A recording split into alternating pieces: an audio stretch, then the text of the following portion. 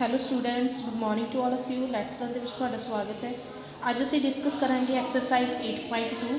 ਸੋ start ਕਰਨ ਤੋਂ ਪਹਿਲਾਂ ਸਾਰੇ ਸਟੂਡੈਂਟਸ ਨੂੰ ਇੱਕ ਮੈਸੇਜ ਹੈ ਕਿ ਜਿਨ੍ਹਾਂ ਸਟੂਡੈਂਟਸ ਨੇ ਫੀਸ ਨਹੀਂ ਸਬਮਿਟ ਕਰਾਈ ਉਹ ਸਕੂਲ ਆ ਕੇ ਫੀਸ ਸਬਮਿਟ ਕਰਵਾ ਦੇਣ। ਠੀਕ ਹੈ, ਥੈਂਕ ਯੂ।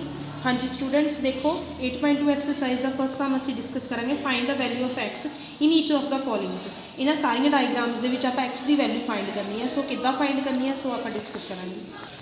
ਹਾਂਜੀ ਦੇਖੋ ਫਸਟ ਸਮ ਦੇ ਵਿੱਚ ਡਾਇਗਰਾਮ ਦਿੱਤਾ ਹੋਇਆ ਇੱਕ ABCD। ਠੀਕ ਹੈ, ਇਹਦੇ ਵਿੱਚ ਆਪਾਂ ਐਕਸ ਦੀ ਵੈਲਿਊ ਫਾਈਂਡ ਕਰਨੀ ਹੈ। ਸਭ ਤੋਂ ਪਹਿਲਾਂ ਤਾਂ ਆਪਾਂ ਨੂੰ ਇੱਕ ਟ੍ਰਾਇੰਗਲ ਦਿੱਤੀ ਹੋਈ ਹੈ ABC, ਜਿਹਦੇ ਵਿੱਚ ਆਪਣੇ ਕੋਲ ਇੱਕ ਐਂਗਲ ਦਿੱਤਾ ਹੋਇਆ 30 ਡਿਗਰੀ ਔਰ ਇੱਕ ਐਕਸ ਦਿੱਤਾ ਹੋਇਆ। ਫਾਈਂਡ ਕਰਨਾ ਐਕਸ। ਸੋ ਦੇਖੋ x + 30 ਜਿਹੜੇ ਇੰਟੀਰੀਅਰ ਐਂਗਲ ਆ ਇਹਦੇ ਵਿੱਚ ਕਿਹੜੇ ਆ 30 ਔਰ x ਜਿਹੜੇ ਇੰਟੀਰੀਅਰ ਐਂਗਲ ਆ। ਠੀਕ ਹੈ, ਔਰ ਐਕਸਟੀਰੀਅਰ ਐਂਗਲ ਜਿਹੜਾ ਉਹ 75 ਹੈ ਕਿਉਂਕਿ ਉਹ ਬਾਹਰ ਬਣਿਆ ਹੋਇਆ ਹੈ। ਇਹਦਾ ਫਾਰਮੂਲਾ ਹੁੰਦਾ ਦੇਖੋ ਸਮ ਆਫ ਇੰਟੀਰੀਅਰ ਐਂਗਲਸ ਜਿਹੜੇ ਹੁੰਦੇ ਆ, ਮਤਲਬ ਜਿਹੜੇ ਇੰਟੀਰੀਅਰ ਐਂਗਲਸ ਹੁੰਦੇ ਆ ਉਹਨਾਂ ਦਾ ਜੋੜ ਜਿਹੜਾ ਹੈ ਉਹ ਬਰਾਬਰ ਹੁੰਦਾ ਐਕਸਟੀਰੀਅਰ ਐਂਗਲ ਦੇ। ਸੋ ਕੀ ਕਰਨਾ x + 30 = 75 ਕਰ ਦੇਣਾ।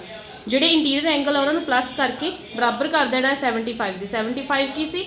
Exterior angle. ਸੋ ਜਿਹੜਾ 30 ਸੀ ਉਹ ਇਧਰਲੀ ਸਾਈਡ ਜਦੋਂ ਚਲਾ ਗਿਆ ਮਾਈਨਸ ਦਾ ਹੋ ਗਿਆ। x ਦੀ ਵੈਲਿਊ ਕਿੰਨੀ ਆ ਗਈ? 45 ਡਿਗਰੀ। ਕਲੀਅਰ। ਨੈਕਸਟ ਉਸ ਤੋਂ ਬਾਅਦ ਸੈਕਿੰਡ ਸਮ ਦੇ ਵਿੱਚ ਵੀ ਇੱਕ ਟ੍ਰਾਇੰਗਲ ਦਿੱਤੀ ਹੋਈ ਹੈ ABCD, ਜਿਹਦੇ ਵਿੱਚ ਆਪਣੇ ਕੋਲ x ਫਾਈਂਡ ਕਰਨੀ ਹੈ। ਇੱਕ ਇੰਟੀਰੀਅਰ ਐਂਗਲ 50 ਦਿੱਤਾ ਹੋਇਆ, ਐਕਸਟੀਰੀਅਰ ਐਂਗਲ 130 ਦਿੱਤਾ ਹੋਇਆ। ਇਹਦੇ ਵਿੱਚ ਵੀ ਸੇਮ ਕਰਨਾ ਹੈ, ਇੰਟੀਰੀਅਰ ਐਂਗਲ ਨੂੰ ਪਲੱਸ ਕਰਕੇ ਬਰਾਬਰ ਕਿਹਦੇ ਕਰ ਦੇਣਾ? ਐਕਸਟੀਰੀਅਰ ਐਂਗਲ ਦੇ।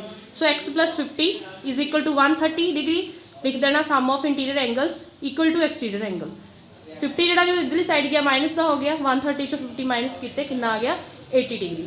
ਨੈਕਸਟ ਉਸ ਤੋਂ ਬਾਅਦ ਥਰਡ ਸਮ ਦੇ ਵਿੱਚ ਵੀ ਇੱਕ ਟ੍ਰਾਇੰਗਲ ਦਿੱਤੀ ਹੋਈ ਆ ABCD, ਜਿਹਦੇ ਵਿੱਚ x ਦੀ ਵੈਲਿਊ ਫਾਈਂਡ ਕਰਨੀ ਆ। ਇੰਟੀਰੀਅਰ ਐਂਗਲ ਕਿਹੜੇ ਆ? x ਆ 30 ਆ। ਠੀਕ ਹੈ, ਸੋ ਕੀ ਕਰਨਾ ਤੁਸੀਂ x + 30 = 100 ਕਰ ਦੇਣਾ। 30 ਜਿਹੜਾ ਇੱਧਰਲੀ ਸਾਈਡ ਜਾ ਕੇ ਮਾਈਨਸ ਦਾ ਹੋ ਗਿਆ, 100 - 30 ਕਿੰਨਾ ਹੋ ਗਿਆ? x ਦੀ ਵੈਲਿਊ 70। ਸੋ ਇੱਥੇ ਵੀ ਤੁਸੀਂ ਬ੍ਰੈਕਟਸ ਲਿਖ ਲੈਣਾ sum of interior angles equal to exterior angle. x ਦੀ ਵੈਲਿਊ ਫਾਈਂਡ ਕਰਨੀ ਸੀ, ਸੋ ਅਸੀਂ ਟ੍ਰਾਇੰਗਲ ਆਹੀ ਲਈ ਆ ABC, ਉੱਪਰ ਵਾਲੀ ABD ਨਹੀਂ ਲਈ। ਠੀਕ ਹੈ, ਨੈਕਸਟ ਉਸ ਤੋਂ ਬਾਅਦ ਫੋਰਥ ਸਮ ਦੇ ਵਿੱਚ ਵੀ ਇੱਕ ਟ੍ਰਾਇੰਗਲ ਦਿੱਤੀ ਹੋਈ ਹੈ ABC, ਜਿਹਦੇ ਵਿੱਚ ਇੰਟੀਰੀਅਰ ਐਂਗਲ 60 ਔਰ 40 ਦਿੱਤੇ ਹੋਏ ਆ, ਐਕਸਟੀਰੀਅਰ ਐਂਗਲ x ਦਿੱਤੀ ਹੋਈ ਹੈ। ਫਾਈਂਡ x ਕਰਨੀ ਹੈ, 60 + 40 ਕਰ ਦੇਣਾ = x, ਕਿਉਂਕਿ x ਕੀ ਆ? Exterior angle. ਇੱਥੇ ਵੀ ਲਿਖ ਲੈਣਾ sum of interior angle = exterior angle. 60 ਨੂੰ 40 ਨਾਲ ਪਲੱਸ ਕੀਤਾ ਕਿੰਨਾ ਆ ਗਿਆ? 100। ਸੋ x ਦੀ ਵੈਲਿਊ ਕਿੰਨੀ ਆ ਗਈ? 100। ਨੈਕਸਟ ਉਸ ਤੋਂ ਬਾਅਦ second sum find the value of x, y, z in each of the following. ਇਹਦੇ ਵਿੱਚ ਆਪਾਂ x, y ਦੀ ਵੈਲਿਊ, x, y, z ਦੀ ਵੈਲਿਊ ਫਾਈਂਡ ਕਰਨੀ ਆ। ਇਹ ਡਾਇਗਰਾਮ ਦਿੱਤੀ ਹੋਈ ਆ, ਕਿਵੇਂ ਫਾਈਂਡ ਕਰਨੀ ਆ ਦੇਖੋ। ਸਭ ਤੋਂ ਪਹਿਲਾਂ ਤਾਂ ਇੱਕ ਡਾਇਗਰਾਮ ਜਿਹੜੀ ਦਿੱਤੀ ABCD, ਇਹਦੇ ਵਿੱਚ ABC ਲੈ ਲੈਣੀ ਆ। ABC ਇਹਦੇ ਵਿੱਚ ਆਪਾਂ ਨੂੰ ਦੋ ਐਂਗਲ ਗਿਵਨ ਆ 30 ਡਿਗਰੀ ਔਰ 110। ਠੀਕ ਹੈ, ਤੀਜਾ ਐਂਗਲ ਆਪਾਂ x ਫਾਈਂਡ ਕਰ ਸਕਦੇ ਹਾਂ।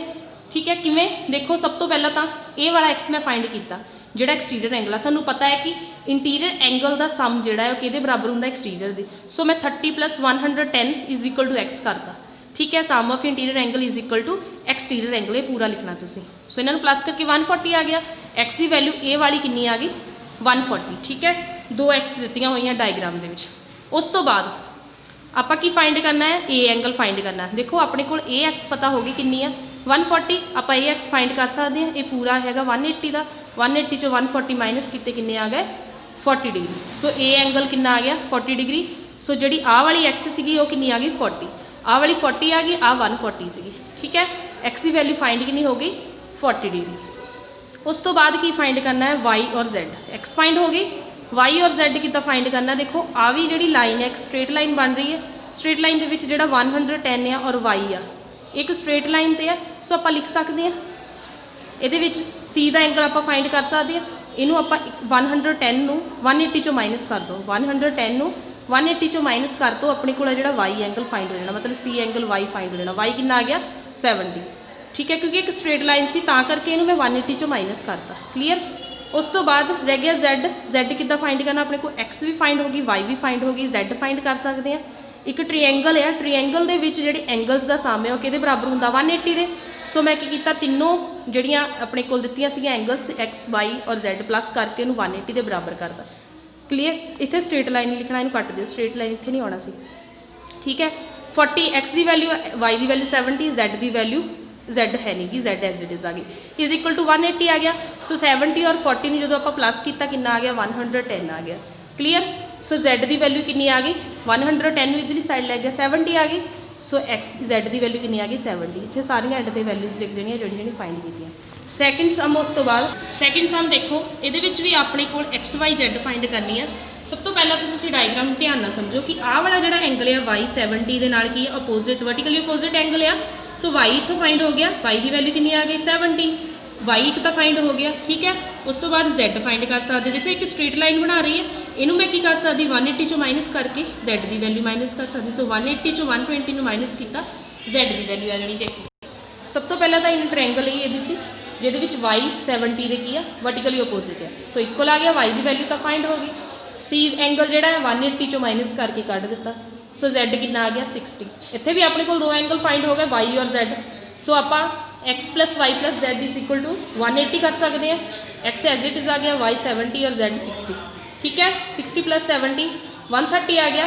x की वैल्यू कितनी आ गई 180 चो 130 माइनस करके 50, y की वैल्यू 50 सॉरी x की वैल्यू 50, y की 70 और Z की 30। जोड़ा थर्ड सम आ वो तुसीं नहीं करना, कट दिओ इहदा। आह वाला थर्ड सम देखो, ये द एक्सटीरियर एंगल जोड़ा आ ट्रायंगल ABC का दिता होया है, एक एंगल 70 डिग्री दिता होया B, पता करना A।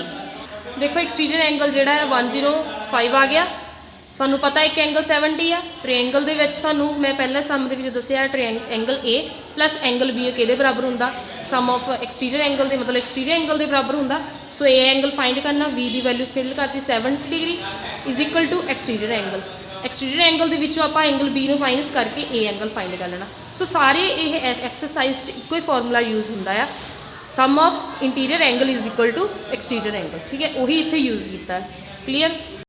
नैक्सट उस तो बाद fourth sum, one of the exterior angle of the triangle is 120 and interior opposite angles are in ratio 2:3। Find the angles of the triangles. आपां नूं एक्सटीरियर एंगल दिता होया ट्रायंगल का 120 और इंटीरियर एंगल रेशो च दिता 2:3। फाइंड करना है आपां एंगल्स पता करने हैं। देखो रेशो दी हुई है, एंगल्स किदा पता करने हैं। हाँ जी देखो फोर्थ सम एक्सटीरियर एंगल 120 दिता होया, इंटीरियर एंगल रेशो च दिते हुए 2:3। आप लैट कर लेना कि फर्स्ट इंटीरियर एंगल जोड़ा 2x आ, सैकेंड जोड़ा 3x आ।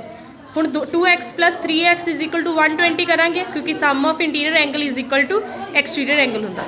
दोनों नूं प्लस किया इज इक्वल टू कर दिता 120 दी।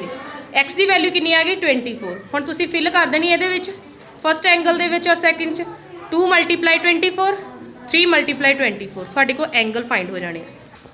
नैक्सट फिफ्थ सम देखो, the two interior opposite angles of the exterior angles of the triangles are 60 और 80 डिग्री। Find the measure of exterior angle. दो इंटीरियर एंगल दिते हुए आ, एक्सटीरियर एंगल पता करना। हाँ जी देखो interior angles of a triangle, interior angle किहड़े-किहड़े दिते हुए आ 60 डिग्री और 80 डिग्री, ठीक है। दोनों को सब प्लस करके किहदे बराबर कर देना एक्सटीरियर एंगल दे। सो प्लस करके कितना आ गया 140। एक्सटीरियर एंगल ही किया सी उन्हें फाइंड करन नूं।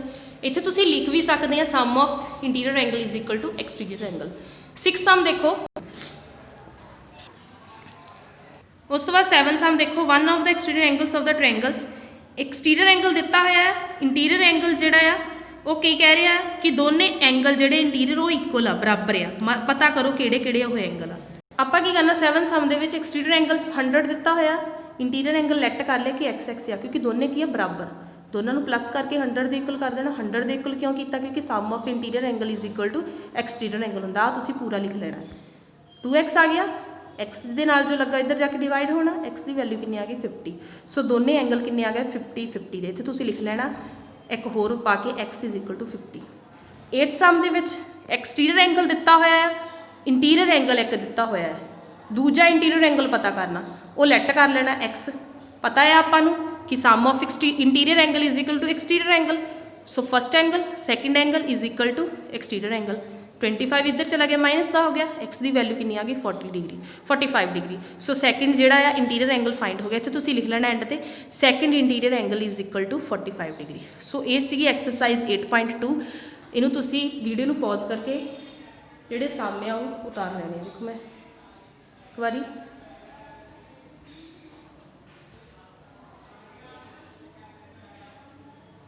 ठीक है, 7th और 8th